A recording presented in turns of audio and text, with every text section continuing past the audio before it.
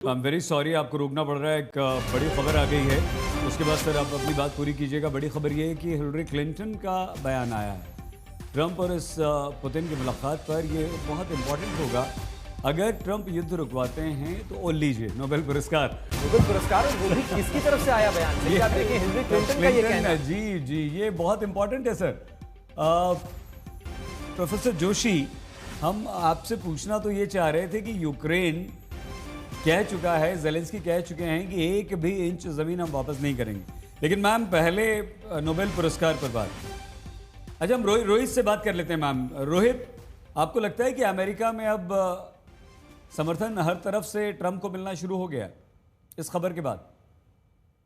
देखिए, Hillary Clinton ने एक पॉडकास्ट पे ये बात कही है।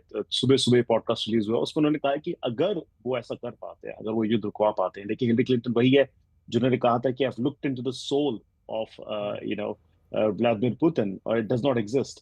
तो कहीं ना कहीं आई थिंक वो स्टेक्स को थोड़ा हाई कर रही हैं। कह रही है कि अगर सचमुच में प्रेसिडेंट ट्रंप ये युद्ध रुकवा देते हैं और टेरिटरी जो है वो यूक्रेन की वापस मिल जाती है उन्हें, तो वो खुद से होके एक खुद उनकी कंपटीशन रही है हिलरी क्लिंटन, ऑपोजिशन में रही है, वो नोबेल पीस पुरस्कार देगी। तो आपको कहीं ना कहीं दर्शाता है कि दो चीजें, एक तो कितना इंपॉर्टेंट है अमेरिका के लिए ये युद्ध रुकवाना, और दूसरा कि कहीं ना कहीं वो देख रही हैं, शायद टीज कर रही हैं कि क्या सचमुच प्रेसिडेंट ट्रंप ये कर पाते कि नहीं। क्योंकि अभी तक रशिया से इस सीज फायर को लेकर इतना बड़ा कोई चीजें नहीं आई है।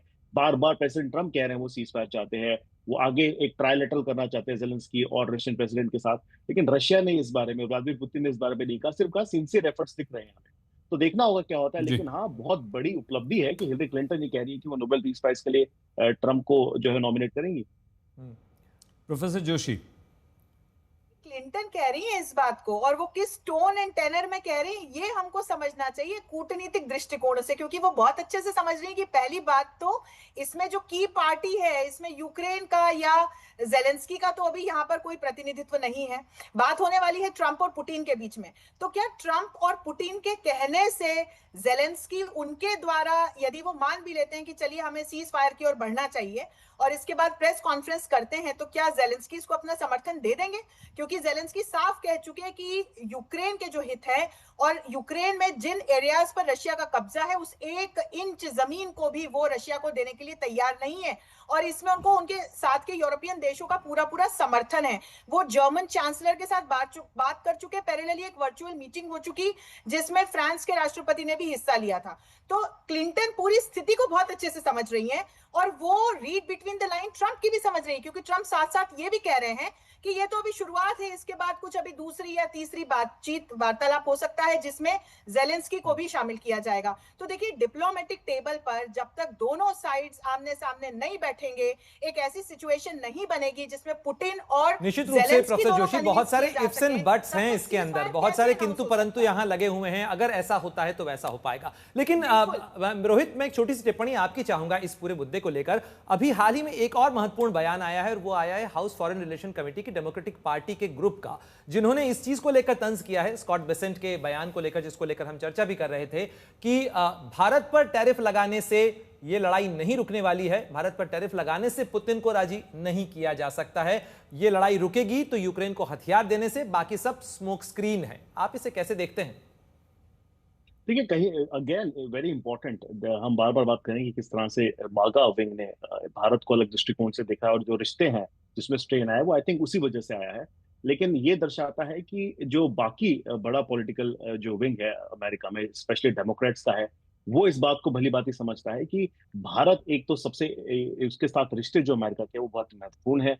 दूसरी चीज की, अगर प्रेसिडेंट ट्रंप और स्कॉट बेसेंट और रटनिक जो है वो भारत को as a bargaining chip use कर रहे हैं रशिया के साथ, तो शायद इसमें कुछ ज्यादा फायदा होने नहीं वाला अमेरिकन प्रेसिडेंट को। तो ये एक भारत के समर्थन में बयान आया है, मुझे लगता है बहुत इंपॉर्टेंट बयान है। और दूसरा, कहीं ना कहीं आप देखिए इसके बाद क्या होगा। अगर आप भारत पे फिर से अगर टैरिफ लगाएंगे तो फिर आपको चाइना पे भी टैरिफ लगाना पड़ेगा, ट्रेड वॉर एस्केलेट होगा। तो कहीं ना कहीं एक मुझे लगता है कि वो दर्शाने की कोशिश करें कि ट्रंप की जो स्ट्रेटेजी है, नीति है भारत पे एडिशनल टैरिफ लगाने की, उसमें उनसे गलती हुई है, चूक है। और अगर ये वार्ता विफल हो जाती है किसी वजह से, तो सेकेंडरी टैरिफ्स या एडिशनल पेनल्टीज उन्होंने भारत पे नहीं लगानी चाहिए। ठीक है।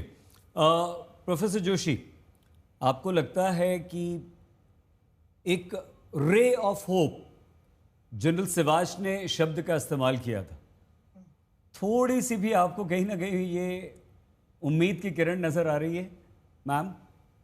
देखिए, अपने आप में हिस्टोरिक है कि कम से कम इस मुद्दे को लेकर के ट्रंप और पुतिन, आप अलास्का जैसी जगह पर जो एक सिंबल है एक ऐसे समय का जब ये दोनों ही शक्तियां एक साइड पर लड़ी थी।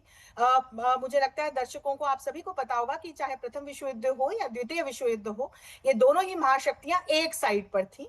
और कोल्ड वॉर के समय से हमने देखा कि कैसे आइडियोलॉजिकल डिफरेंसेस को लेकर के, न्यूक्लियर इश्यूज को लेकर के एक अपने हेजेमोनिक पावर एस्टेब्लिश करने के लिए फिर दो खेमे बन गए और शीत युद्ध को होते हुए पूरी दुनिया ने देखा। बहरहाल, मैं अभी के प्रश्न पर आऊंगी। एक ऐसी हिस्टोरिक जगह पर ये एक ऐसी हिस्टोरिक वार्ता होने वाली है जिसमें ट्रंप अपने क्लेम्स कर रहे हैं, पुतिन अपने क्लेम्स कर रहे हैं, लेकिन कम से कम कहीं ना कहीं, सईद जी, कहीं से तो शुरुआत हो।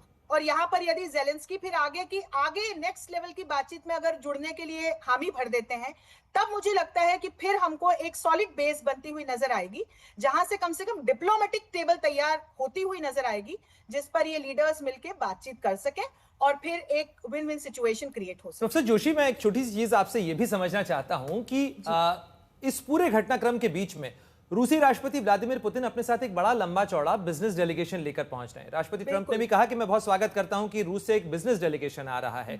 ये मुलाकात अलास्का में हो रही है, जो कि एनर्जी रिच है, साथ ही आर्कटिक के पूरे इलाके को लेकर काफी हलचल चल रही है पिछले काफी समय से। रूस एक नया कॉरिडोर बनाना चाहता है, वहां पर खनिज किस तरीके से निकाले जा सकते हैं।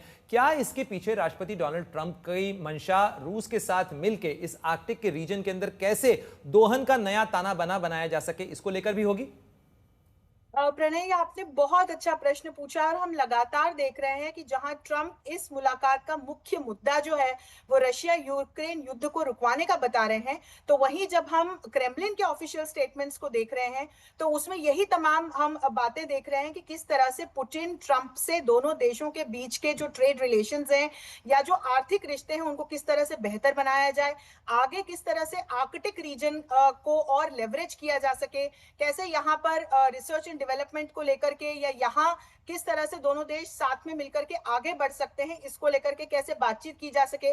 इसीलिए वो अपने बिजनेस डेलीगेशन के साथ इस पूरी बातचीत में हिस्सा लेने के लिए आ रहे हैं। तो हम जो पुतिन के द्वारा उनके ऑफिशियल स्टेटमेंट्स को देख रहे हैं, वहां पर उनका जो फोकस है वो हमें अलग दिखाई पड़ रहा है और ट्रंप जो अपना एक फोकस बता रहे हैं। हालांकि ट्रंप भी जानते हैं, यदि ट्रंप को ये पता है कि पुतिन अपने साथ एक इतने बड़े डेलीगेशन को लेकर के आ रहे हैं, तो वहां ट्रंप की तरफ से भी हमें इस प्रकार की रीड बिटवीन द लाइंस आ रही हैं कि रशिया और अमेरिका के रिलेशंस को आर्कटिक रीजन की दृष्टि से कैसे दोनों देश आगे लेकर के जा सकते हैं, यहाँ क्या संभावना है, क्योंकि अपार संभावनाओं का जियोपॉलिटिकल दृष्टि से भंडार है ये रीजन।